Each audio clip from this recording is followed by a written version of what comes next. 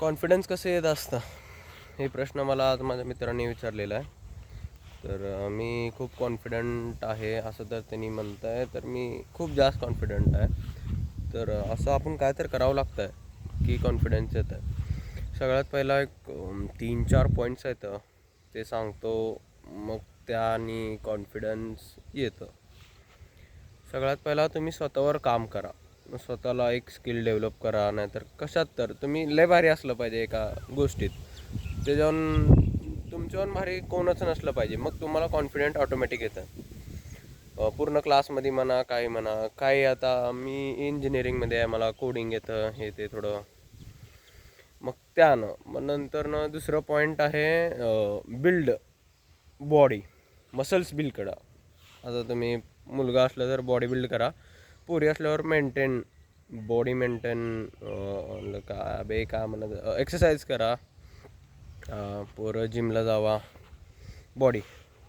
बॉडीनं आपल्याला लय भारी कॉन्फिडन्स येते, कॉन्सन्ट्रेशन पण वाढत आहे. तर बॉडी आणि स्पोर्ट्समध्ये एंगेज व्हा.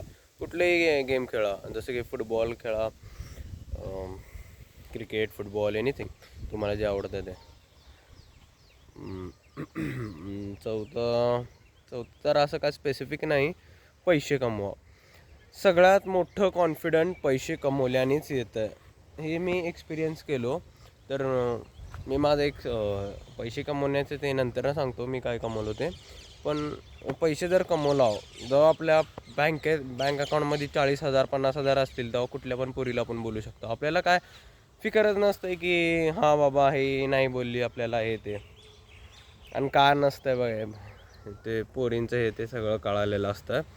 डेस्परेट दिसायचं नाही, असं दाखवायचं, असं करायचं की आपल्याकडं लई चॉईस आहेत, लई काम आहे, सगळं सोडून तिलाच बघत बसायचं, तिलाच बोलत बसायचं. असं नाही करायचं. असं मी केलतो, आधी चूक केलतो, मादरचोतपणा केलतो. ते कळालं मग मला माझं चूक. सेल्फ वर्थ जाणून घ्या. म्हणून जास्त काय हे करायचं नसतं, स्वतःलाच टाईम देत जावा. बसलं की एकटं स्वतःसोबत बसा, दुसऱ्यांना घेऊन फोनवर घेऊन मित्रांसोबत बोंबलत हिंडा, मारा त्यांना, शिवे देत बसा, त्यांच्यासोबत गप्पा मारत बसा. पण हे असलं सगळं पोरीसोबत करत बसू नका, ते चुत्या पोटात असतं. बघ आता माझं कम्युनिकेशन आत्ता मला राग आलतं म्हणून मी पटपट बोललो, ते कमी करायचं आहे. असं तसं पहिलं व्हिडिओ आणि या व्हिडिओमध्ये जरा मला तर फरक जाणवत आहे, बोलण्याचं स्टाईल हे आणि ते. तर हे कॅमेरा पकडायला येईन, हात दुखा लागला का. जाऊ दे, सोड.